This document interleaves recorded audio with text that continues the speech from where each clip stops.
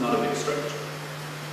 Second, there's no reason to believe that the 17th century audience, or for that matter Calderón himself, would have disagreed with Don Juan de Malec's statements regarding the inherent inequality of new and old Christian bloodlines. Calderón himself passed through the pruebas de sangre in 1636 in order to enter the Order of Santiago. The average 17th century old Christian Spaniard did not question the desirability of pureza de sangre any more than the average North American today questions the desirability of democracy. It's a presupposition. But still, there is the fact that Don Juan Malec hits an older man with his own staff. That's reprehensible in the 17th century and colors him very badly. But this is mitigated by the fact that Don Juan de Mendoza has lashed out not at a fellow old Christian morisco, not at a fellow old Christian noble, but at a morisco who has challenged a widely accepted belief. And this is borne out later in the first act, when Mendoza commendably repents for letting his anger get the better of him, to which Garcés responds, quote, "No por viejo, el que es nuevo cristiano piense que inmunidad de serlo goza de atreverse a un González de Mendoza." If we add to this the fact that Don Juan de Malec himself admits to pushing the argument too far and provoking the eager man, the reprehensible nature of Mendoza's act is significantly softened, though not taken away. Let's turn to the portrayal of Don Juan Malec.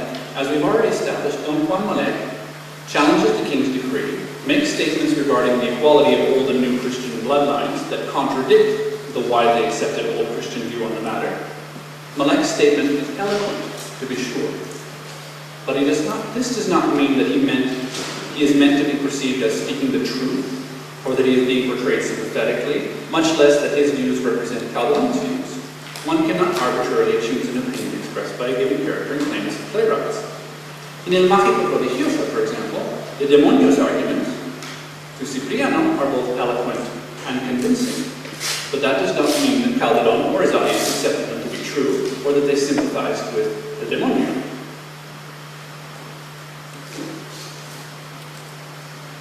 I'm not suggesting that Malec is like El Demonio, but I am saying that his comments have to be taken in context. It seems unlikely that an early 17th century audience would have been predisposed to accept the unorthodox opinions of a morisco over the orthodox opinions of an old Christian noble from an illustrious family.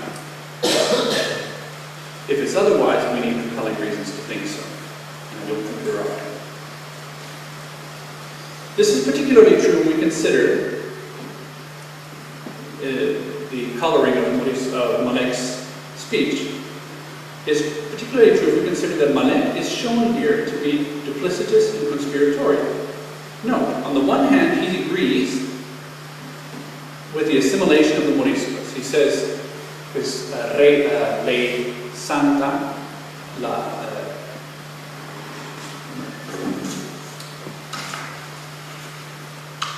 ley justa y prevención santa, ir haciendo poco a poco de la costumbre africana olvido.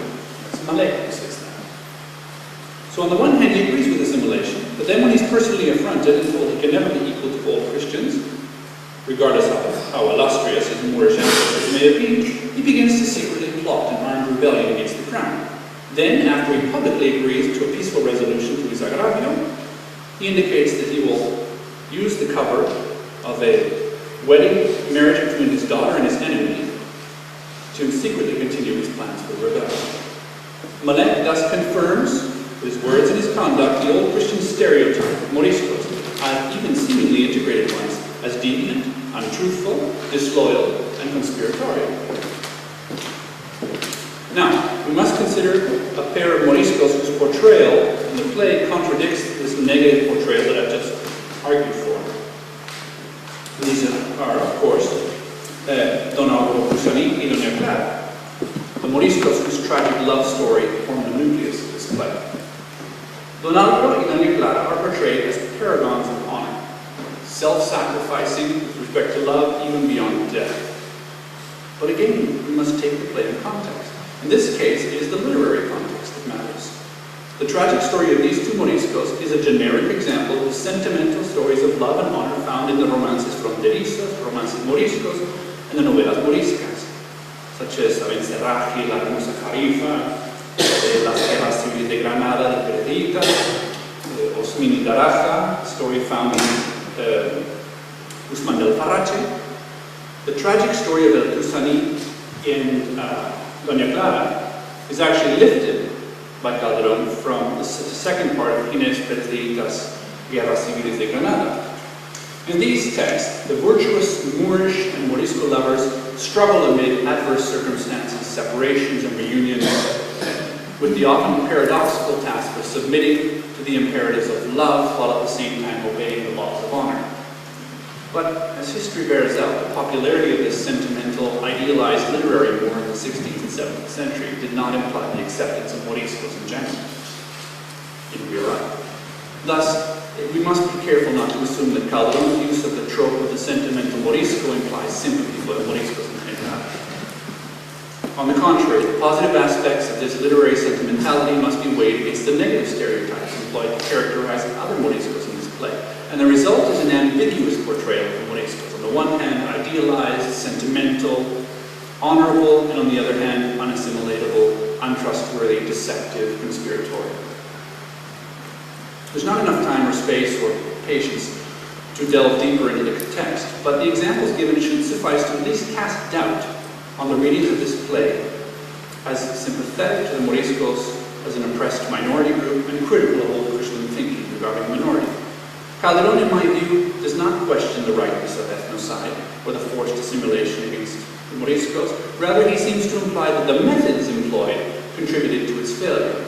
The rebellion cemented the failure of the assimilation project, and Calderón appears to place part of the blame for this failure with Philip II's fanatical legislation, which forced the confrontation and arguably derailed the slow, very slow, integration process. It is Don Juan Malek who says, as I said before, dije que, aunque era ley justa y prevención santa ir haciendo poco a poco de la costumbre africana olvido, no era razón que fuese con furia tanta, y así que se procediese en el caso con templanza, porque la violencia sobra donde la costumbre falta.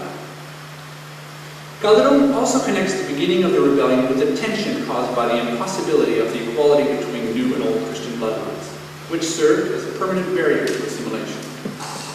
This may be taken as a criticism of the politics of pureza de sangre, but on the other hand, Calderón may have agreed that this barrier was something that could not, in good old Christian conscience, be conceded. In which case, the play signals that the project of total assimilation was impossible from the outset. The play may be read to imply that the Moriscos brought about their own downfall with their duplicitous conspiratorial nature, their intransigence with respect to Catholicism, and their unacceptable desire to be counted as equals with old Christians. The ending of the play, I would argue, actually supports this latter view. The play's ending is an alternate version of history, perhaps history as it should have been rather than as it was. At the end of the play, which is the end of the rebellion, instead of being punished with relocation throughout Castile, the Moriscos, represented by Doña Isabel, the wife of the dead Morisco king, begs forgiveness for their rebelliousness and commits herself fully and humbly to the church and to the king. Calderón may be suggesting here in this ending that only total submission and assimilation of the Moriscos could have generated a different history and prevented the expulsion.